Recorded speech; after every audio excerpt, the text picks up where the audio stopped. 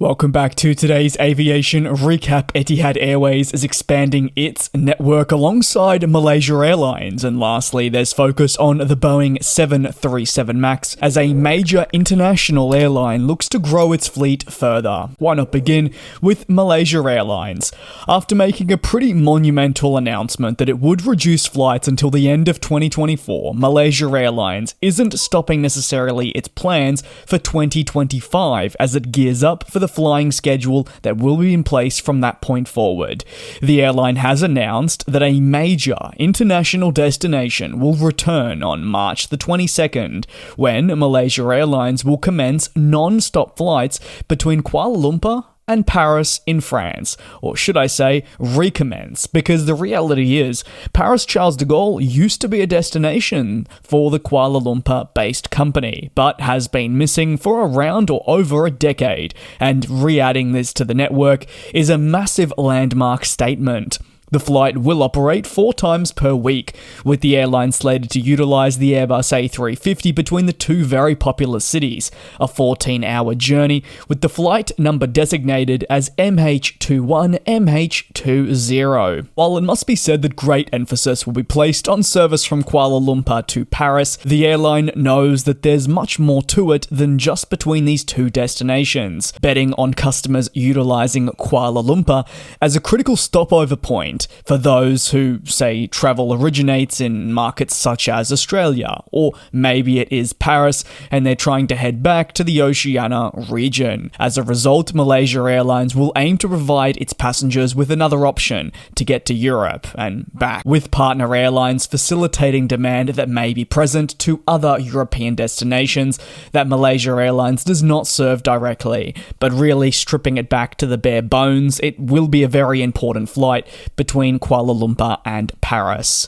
A return to France doesn't come as a shock for close followers of the airline, it must be said, who have in the last few years continued to analyse route developments at the company following the emergence from the global pandemic.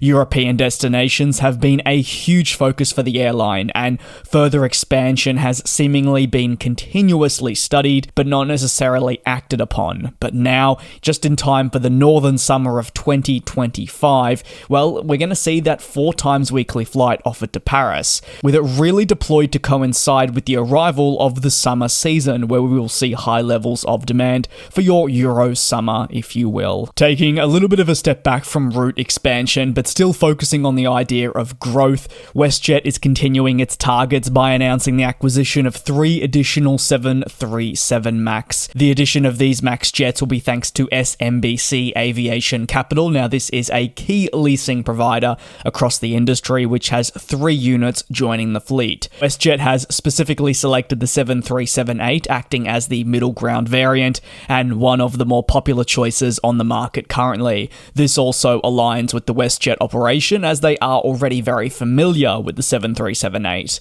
The Canadian airline knows the struggles of the sector that it is located in, and as a result knows it must continue to advance its product and flying options. The Canadian market is one that, for better words, takes absolutely no prisoners. We have seen so many airlines come and go in recent years, citing an inability to really be sustainable. WestJet has been successful for the long term, but it wants to continue that. The leasing market provides excellent opportunities for those that want to expand their network with aircraft in a quicker manner. Otherwise, if they don't head to the leasing market, well, they're going to be awaiting new aircraft directly from the source, and in the case of the 737 MAX, which is from Boeing, given the plane maker's troubles, there's a lot of uncertainty on delivery timeframes. The 3 units that have been secured will complement a previous deal announced for 6 MAX units this year, bringing the total to 9. So if you feel like this has been a reoccurring theme in 2024, that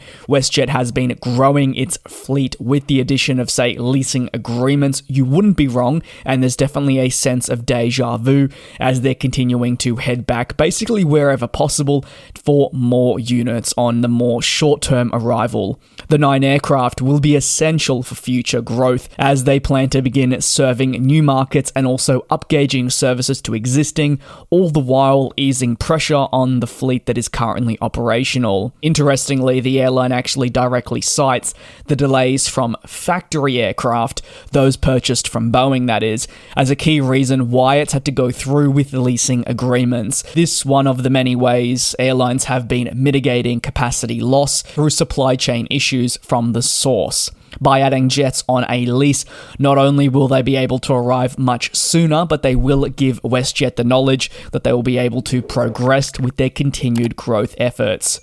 Based on current fleet data, WestJet has 33 MAX planes in service, 6 units listed as parked, bringing the total to 39, and this type averages some 4 years of age. It's therefore the youngest when measured by average age, but it is incredibly important.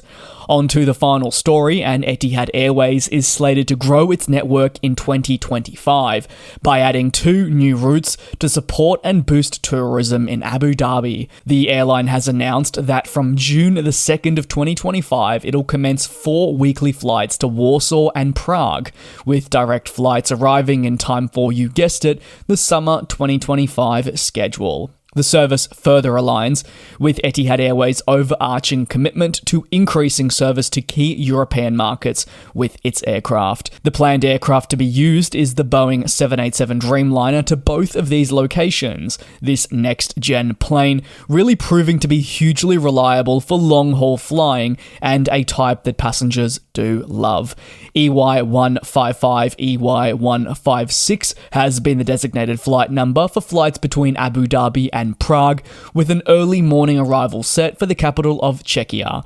Meanwhile, EY519, EY160 will operate between Abu Dhabi and Warsaw. What I find really fascinating to see is how departure for every one of these flights in comparison to Prague will occur 5 minutes earlier. These flights are optimally timed for onward connectivity across other capital cities through partner airlines and also just generally on the Etihad network. Ultimately, this expansion is being made possible thanks to the steady increases witnessed at the airline's fleet. Highlighted in a recent financial report, there has been a lot of progression. In the coming years, Etihad Airways is expected to see its fleet grow even further as more planes arrive, aligning with Journey 2030 ambitions. If you've not heard too much about Journey 2030, then stick around. If you have, that'll conclude today's recap, but just to take a look at Journey 30 for a second, well, it's really the second attempt by the airline to significantly overhaul itself as a business, and what they believe is a firm course for growth that's being charted. However, Etihad knows it needs to remain very wary of growing too fast and acting on things without proper investigations, as some doubt will be on the airline's ability to actually grow at the rate it wants to. Remember those attempts in early to mid-2010? They were quite colossal, and that expansion effort undertaken saw Etihad commit in a similar way to an abundance of planes and aircraft, only to find out that it had basically overcommitted and losses exceeded billions, and a major turnaround had to take place over a 5 to 6 year period. Etihad believes it's more sustainable, and we should definitely keep our eyes out for new routes to come. Thanks for watching, take care, and I'll see you tomorrow.